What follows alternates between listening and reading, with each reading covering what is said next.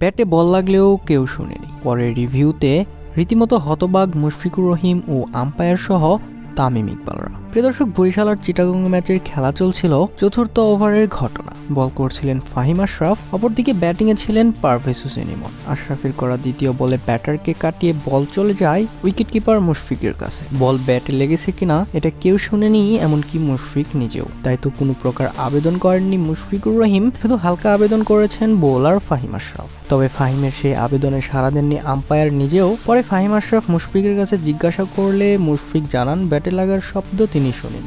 এরপর মুশফিকুর রহিম নাবির কাছে জিজ্ঞাসা করেন, রিভিউ নেয় এরপর ফরচুন বরিশাল। আর রিভিউতে সবাইকে অবাক করে দিয়ে আউট হয়ে যায় পারভেজ হোসেন ইমন। কোনোভাবে যেন বিশ্বাস করতে পারছেন না মুশফিকুর রহিম, তামিম ইকবাল এবং আম্পায়াররা। ফলে এমন হারানো উইকেট আবারও ফিরে পেয়ে উল্লাসে মেতে ওঠেন বরিশালের প্লেয়াররা। প্রিয় দর্শক, বরিশালের এমন উইকেট পাওয়া নিয়ে আপনার মন্তব্য জানিয়ে দিন আমাদের ভিডিওর কমেন্ট বক্সে।